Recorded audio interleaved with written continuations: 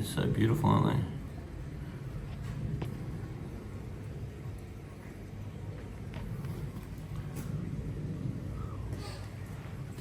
When you're moving fish, what you want to do is not have too many fish per container. And if you've got the luxury of space, then what you want to do is just have a little bit of water. So when the fish are swimming, you really want the fish to be agitating the surface. Because what we don't want is a flat surface and then the gas can't exchange. And if the gas can't exchange, then you don't reoxygenate the water. Whereas if you watch this guy, as his tail is lowering the surface tension of the water, that allows the oxygen into the water. And this is a privilege that you have got if you've got the room. So what we're doing now is just cleaning this filter.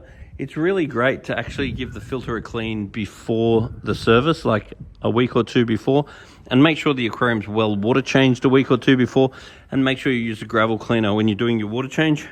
Now the first thing we did was clean the sponges using water that we removed from the aquarium, and that was nice and dirty. We've got some poly filter here, and that's nice and black, so that needs replacing. We've got some carbon. Carbon is only really good for a month or so, and the carbon will suck in toxins until it's full and then release them again. So we definitely want to replace that carbon. Now we've got some marine pure balls. Now this stuff here is the magic. This is the best media you can get. You want to clean that in water from the fish tank, not water from the tap, which is what we've done. Then we've got some noodles. I don't really rate the noodles because the noodles are really just nitrification. I'd rather have the marine pure, which is parallel denitrification. This is great stuff. That's marine pure gems. So we just give this filter a bit of a clean out, and that's going to help a hell of a lot. New poly filter, replace the carbon, clean that in tank water, clean that in tank water, and then we're in business.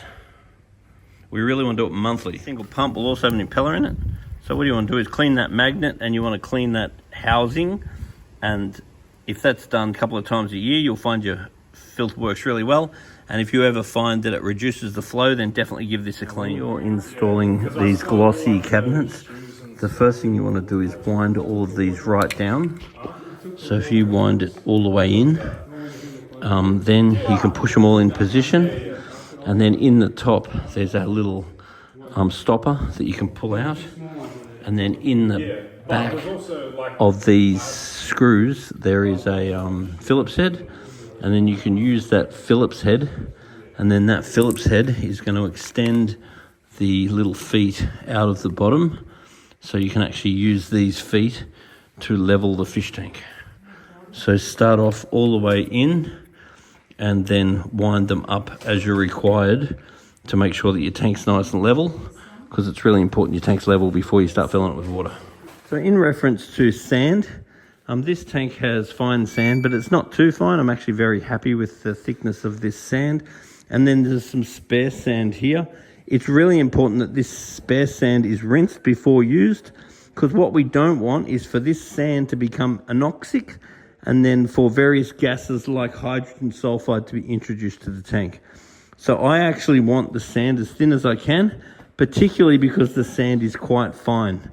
I do not want it to go anoxic, and that's also the same reason why I want to make sure the filter is cleaned quite regularly.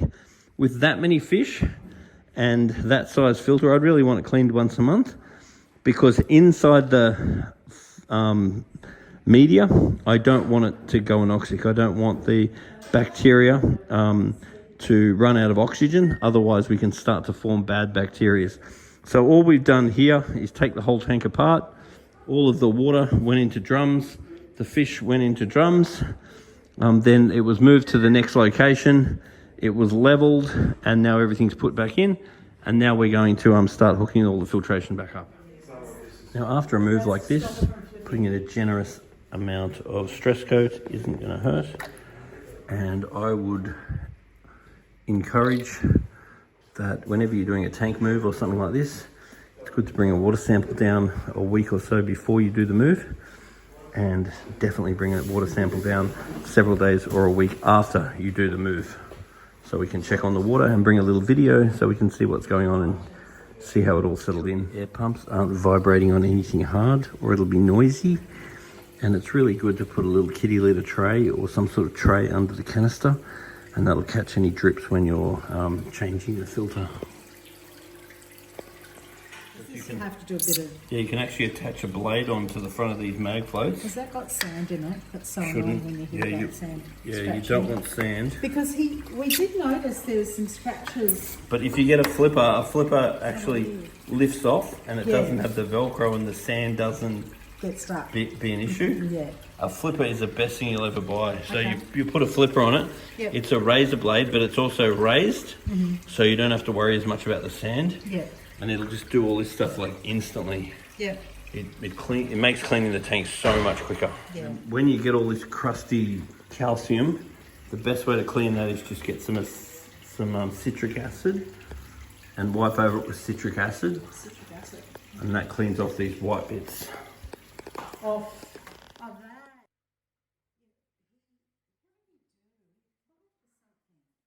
Yeah, you never be afraid of failing. And you